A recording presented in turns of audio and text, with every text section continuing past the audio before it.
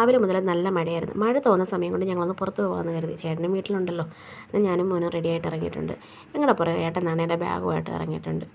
എൻ്റെയും ചേട്ടൻ്റെ ഡ്രസ്സ് ഞങ്ങൾ മീഷോയിൽ നിന്ന് വാങ്ങിച്ചാണ്. ആ സമയത്ത് നോക്കിയപ്പോൾ മോന് കിട്ടിയിട്ടുണ്ടായിരുന്നില്ല. ഇന്നിപ്പോൾ നോക്കിയപ്പോൾ ഫ്ലിപ്കാർട്ടിൽ കണ്ടു. അപ്പോൾ തന്നെ ഞാൻ ഓർഡർ ചെയ്തിട്ടുണ്ട്. പകുതി എത്തിയപ്പോഴത്തേക്കും മഴ ഞങ്ങളെ ചതിച്ചിട്ടുണ്ട്. നല്ല തകൃതിയായിട്ട് അങ്ങ് പെയ്യാൻ തുടങ്ങി. കുറേ നേരം ഞങ്ങൾ കടയിൽ കയറി നിന്നു. തോരുന്നൊരു ലക്ഷണവും കാണുന്നുണ്ടായിരുന്നില്ല. പിന്നെ ചെറുതായിട്ടൊന്ന് തോന്നു കണ്ടപ്പോഴത്തേക്ക് ഞങ്ങൾ അപ്പം തന്നെ ചാടി ഇറങ്ങി.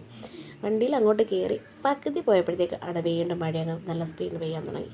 അപ്പോൾ എന്തായാലും ആ സമയത്ത് കയറി നിന്നൊരു തുണിക്കടയുടെ ഫ്രണ്ടിലാണ്ട് അവിടെ നിന്നൊരു കർച്ചീഫ് വാങ്ങിച്ച് കുഞ്ഞിൻ്റെ തലയിൽ കെട്ടി ഞങ്ങളപ്പം തന്നെ വീട് പിടിച്ചു. വേറെ അങ്ങോട്ടല്ല പോയത്, അമ്മാമ്മ വീട്ടിലോട്ടാണ്. അമ്മാമ്മയുടെ പരാതി തീർത്തു കൊടുക്കാൻ ഞാൻ വിളിക്കുന്നില്ല, കാണുന്നും ചെല്ലുന്നില്ല എന്നുള്ളത്. അച്ഛനും അമ്മയും അവിടെ വരുന്നുണ്ടെന്ന് അറിഞ്ഞുകൊണ്ട് ഞങ്ങളും കൂടെ അങ്ങ് പോയതാണ്. പിന്നെ മോളാണ്ട് വീടിൻ്റെ ഫ്രണ്ടിലോട്ടേ വരുന്നില്ല. ഇത് മാമൻ്റെ മോനാണ്. മാമിയും വീഡിയോ എടുക്കുന്നുണ്ട്. അപ്പോൾ ഓടിക്കളഞ്ഞു. പിന്നെ വൈകുന്നേരം കുറച്ച് നേരമൊക്കെ എഴുന്നിട്ട് അവിടെ നിന്ന് ഇറങ്ങി ഞങ്ങൾ ഓച്ചിറ വന്ന് ഫ്രൂട്ട്സുകൾ കഴിക്കാനായിട്ട് കയറി.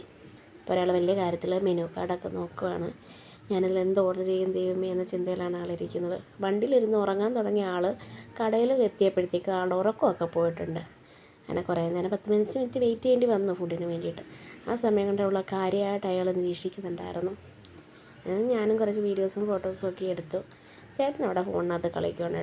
കാര്യമായിട്ട് എന്തോ മെസ്സേജ് നോക്കുവാണെന്ന് നമ്മൾ വിചാരിക്കുന്നത്, പക്ഷേ ഫേസ്ബുക്കിലായിരിക്കും ആൾ. അപ്പോഴത്തേക്ക് നമ്മുടെ ഫുഡ് വന്നിട്ടുണ്ട്. കൂടുതൽ ലൈം ജ്യൂസും ഉണ്ടായിരുന്നു. അതുമൊക്കെ കഴിച്ച് കഴിഞ്ഞ് ഞങ്ങൾ അപ്പം തന്നെ അവിടെ നിന്ന് ഇറങ്ങി. അപ്പോൾ ഇത്രയുള്ള വീഡിയോ ടാറ്റാ ബൈ ബൈ.